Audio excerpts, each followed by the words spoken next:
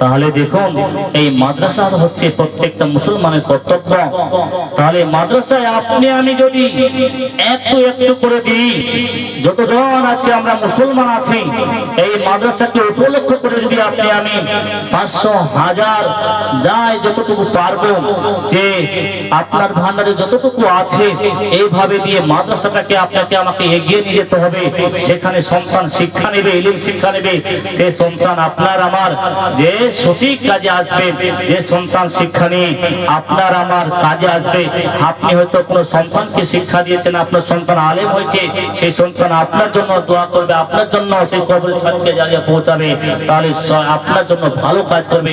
এই ভালো কাজ আপনি আমি ছাড়বো কেন? আল্লাহর কাছে চাইবো রব্বুল আলামিন আমরা যেন যতদিন বেঁচে আছে এই মাদ্রাসাকে সাপোর্ট করতে পারি।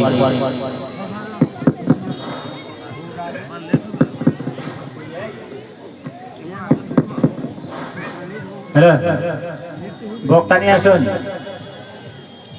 জলসা কমিটি সাদেকুল ইসলামকে নিয়ে আসুন, বক্তা নিয়ে আসুন। ইনার সময় কয়েক মিনিট আছে, বক্তা নিয়ে আসুন। তো আল্লাহ রাব্বুল আলামিন এইভাবে আপনার আমার সুযোগ সুবিধা দিয়ে যদি আপনি আমি এই সুযোগগুলো কাজে না লাগাতে পারি, তাহলে মুসলমান আপনার আমার সেদিন সেই দশা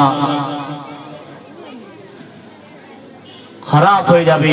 তো আল্লাহ রাব্বুল আলামিনের কাছে চাইবো রব্বুল আলামিন আপনি যেন আমাদেরকে সঠিক রাস্তায়, সঠিক রাস্তায় রাখেন। তো আমরা চাই আমরা এই যেন দ্বীন ইসলামকে টিকাতে রাখতে পারি এবং সেই শিরিক বিদআতকে এবং মুক্ত করতে পারি এবং জায়েজ নাজাতকে পার্থক্য করতে পারি। তাই আমি আপনাদেরকে বলছি যে আপনারা যেন সঠিক রাস্তায় যতদিন বেঁচে থাকবেন নামাজ পড়বেন, যতদিন বেঁচে থাকবেন যেভাবে আপনার আমার কোরআন এবং হাদিসে রয়েছে সেইভাবে যেন আমি আপনি করতে পারি। যাই হোক, যদি কোরআন হাদিস না মানি জীবনে কি হবে গো মৃত্যুর পরে? যদি কোরআন হাদিস না মানি জীবনে কি হবে গো মৃত্যুর পরে? কবরের মাঝে কি দিব জবাব? কবরের মাঝে কি দিব জবাব? মুনকের নাকিরের তরে যদি কোরআন হাদিস না মানে জীবনে কি হবে গো মৃত্যুর পরে? দিনারা দান দিবেন, দানগুলো একটু পাঠিয়ে দিবেন। জহর আলী তিনি 500 টাকা দান করেছেন এই মাদ্রাসাকে উপলক্ষ করে। আল্লাহুম্মা সাল্লি আলাইহি আল্লাহুম্মা বারিক আলাইহি। নয়াপাড়া 70 থেকে জহর আলী 500 টাকা দিয়েছেন।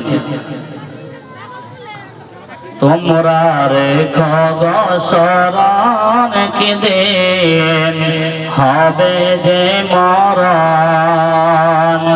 তোমরা রেখো গো শরণ কি দিন হবে যে মরণ? শয়তান তোমাদের দুশমন বটে বলে আল কোরআন। তোমরা রেখো গো শরণ কি দিন হবে যে মরণ? আদম নবী জান্নাতে ছিলেন, সঙ্গিনী হাওয়াকে পেলেন। আদম নবী জান্নাতে ছিলেন, সঙ্গিনী হাওয়াকে পেলেন।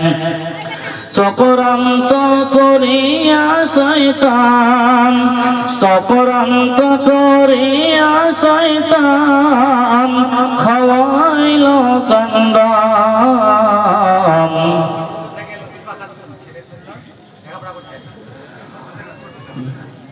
বঙ্গবন্ধু থেকে লতিফা খাতুন তার ছেলের জন্য 5,000 টাকা দান করেছেন।